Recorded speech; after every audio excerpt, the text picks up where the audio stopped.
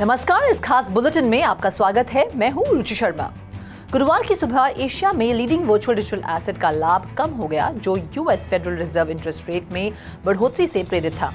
निकट अवधि में रेट हाइक पर रोक के संकेत के अभाव के कारण इन्वेस्टर्स भारी इन्फ्लेशन के खिलाफ लड़ाई में सेंट्रल बैंक के भविष्य के कदम को लेकर चिंतित थे। बिटकॉइन हाल ही में 24 घंटों पहले के मुकाबले 0.4% बढ़कर $29,341 पर आ गया था। मार्केट कैपिटलाइजेशन के हिसाब से सबसे बड़ी क्रिप्टो करेंसी फेड के वोट के बाद अपने रेट बेंचमार्क को 25 बेसिस पॉइंट्स तक बढ़ाने के लिए बढ़ी। इथेरियम ब्लॉकचेन की क्रिप्टो करेंसी ईथर 0.7% बढ़कर $1,871 पर पहुंच गई। बड़ा क्रिप्टो मार्केट मजबूती से पॉजिटिव टेरिटरी में चला गया है, जिसमें कई ऑल्ट कॉइन्स पहले के लाभ को बनाए रखे रहे हैं या निर्माण कर रहे हैं।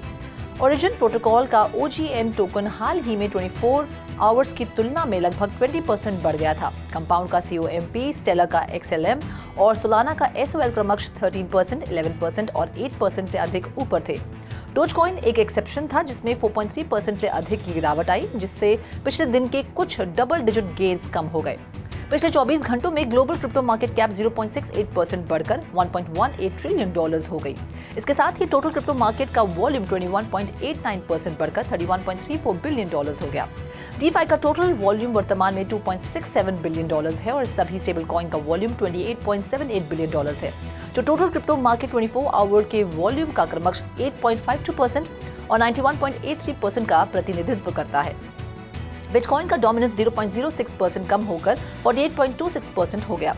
IC15 इंडेक्स के टॉप 15 टोकन का बैरोमीटर 0.76% बढ़कर 38,957 पर पहुंच गया। दूसरी ओर नैस्डैक कंपोजिट और S&P 500 के साथ इक्विटी मार्केट थोड़ा लाल रंग में था, लेकिन डाउ जोन्स इंडस्ट्रियल एवरेज ने 6 महीने में अपनी सबसे लंबी डेली विनिंग स्ट्रीक का सिलसिला जारी रखा, क्योंकि इन्वेस्टर्स ने इस साल के अंत में एक और रेट हाइक की संभावना पर विचार किया है। इस बीच मार्केट ऑब्जर्वर्स का मानना है कि फेड की घोषणा का क्रिप्टो करेंसी पर बहुत कम प्रभाव पड़ेगा, जो जोखिम भरे माहौल में बनी हुई है। होस्टाइल जियोपॉलिटिकल सिचुएशंस या रिसेशन के सामने आने पर चीजें खराब हो सकती हैं, लेकिन टेक और फाइनेंस काफी स्टेबल कंप्रेस्ड वैल्यूएशन पर हैं, जिसमें AI एक आउटलियर है। इस हफ्ते की शुरुआत में क्रिप्टो मार्केट के क्रैश होने के बाद कुछ वेल्स ने रैप्ड बिटकॉइन और इथेरियम में लाखों डॉलर का निवेश किया। Blockchain tracker look on chain के अनुसार एक वेल ने $29,053 प्रति WBTC की कीमत पर $4.36 मिलियन प्राइस के 150 रैप्ड बिटकॉइन अनलोड किए। लुक ऑन चेन के अनुसार एक अन्य वेल ने $7.32 मिलियन प्राइस के 3,967 इथेरियम को $1,846 प्रति ETH के हिसाब से बेचा। एक तीसरी वेल ने $13.12 मिलियन प्राइस की 7,115 ETH को $1,844 में बेचा। Exchange.art popular Solana based digital art marketplace multichain पर जाने और इथेरियम कंपैटिबिलिटी को इंटीग्रेट करने के लिए तैयार है।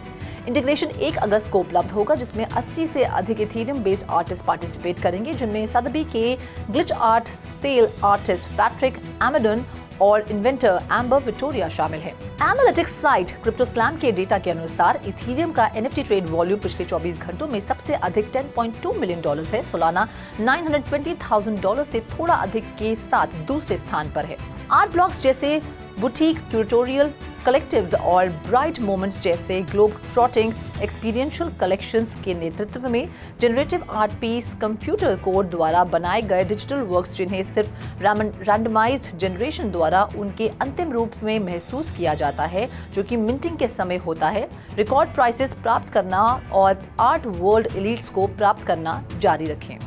जनरेटिव आर्ट मूवमेंट की ज्यादातर सफलता अब तक एक निश्चित स्तर के क्यूरेटोरियल अथॉरिटी और एक्सक्लूसिविटी से जुड़ी पहलों से आई है।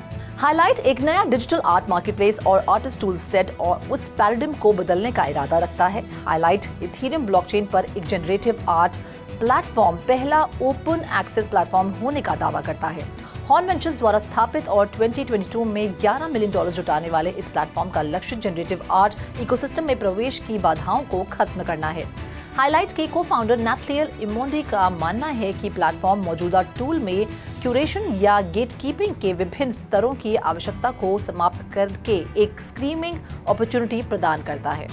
अल्ट्रा, एक क्रिप्टो गेमिंग फर्म जिसने हाल ही में अपना खुद का पीसी गेम मार्केटप्लेस लॉन्च किया है, अपने खुद के ब्लॉकचेन नेटवर्क पर निर्मित एक ई स्पोर्ट्स कॉम्पिटिशन प्लेटफॉर्म विकसित कर रही है। 8 अगस्त से शुरू होकर अल्ट्रा अरीना लोगो, कॉर्पोरेशन और ऑर्गेनाइजेशंस को प्राइज के रूप में अल्ट्रा के यूओएस टोकन्स, एनएफटीज या यहाँ तक कि टैंजिबल प्रोडक्ट्स के साथ एक टूर्नामेंट या लीग की मेजबानी करने की अनुमति देगा।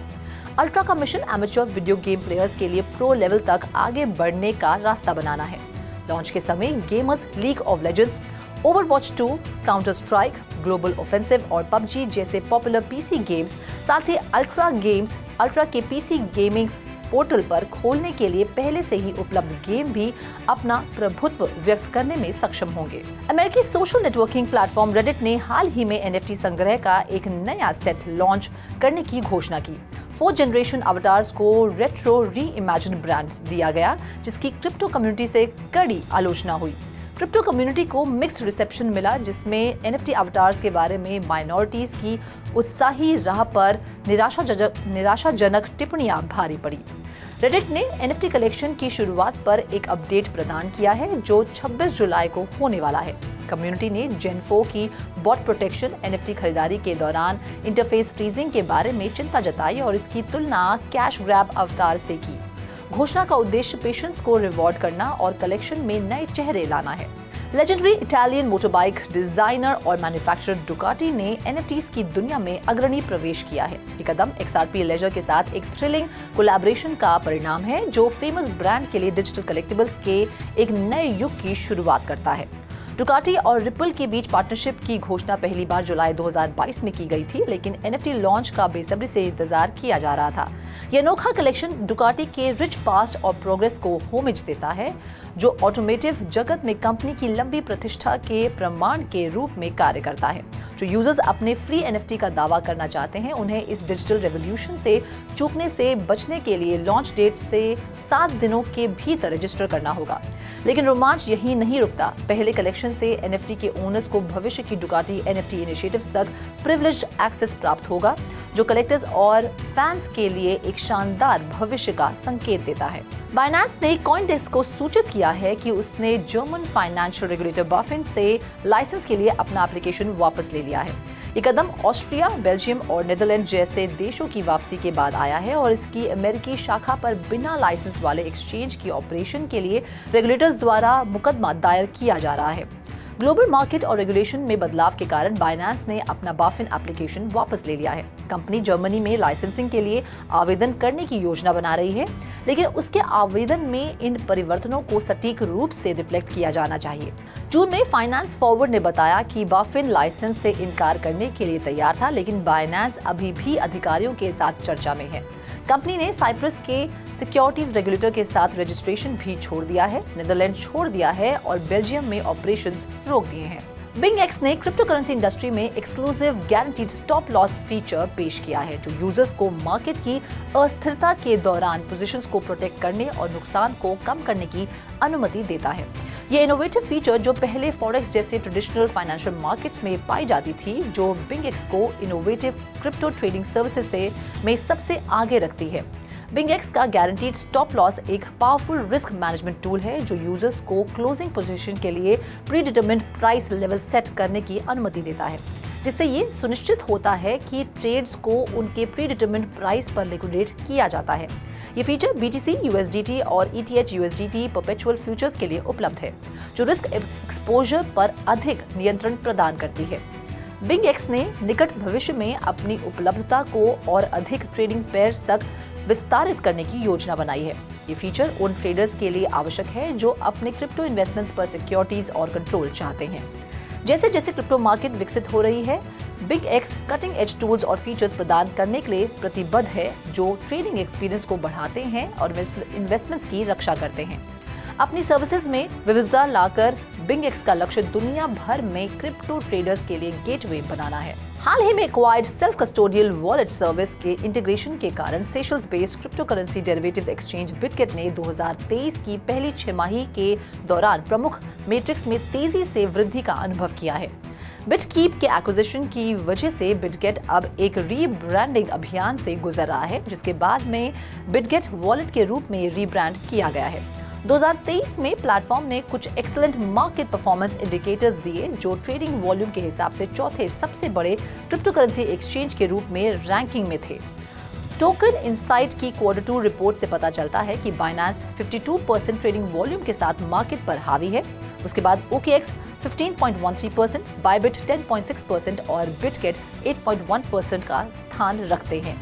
कंपनी ने फ्यूचर्स ट्रेडिंग में $606 बिलियन के साथ $60 बिलियन से अधिक का स्पॉट ट्रेडिंग वॉल्यूम दर्ज किया। FTX के कोलैप्स के बाद 6 महीने में फ्यूचर्स ट्रेडिंग वॉल्यूम्स बढ़ाने वाला बिटगेट एकमात्र एक्सचेंज था। इस खास बुलेटिन में फिलहाल इतना ही। आप देखते रहिए 3.TV। और ज्यादा इंफॉर्मेशन और स्टोरीज के लिए लॉग ऑन करें हमारी वेबसाइट www.3versetv.io पर या फिर QR कोड को स्कैन करें।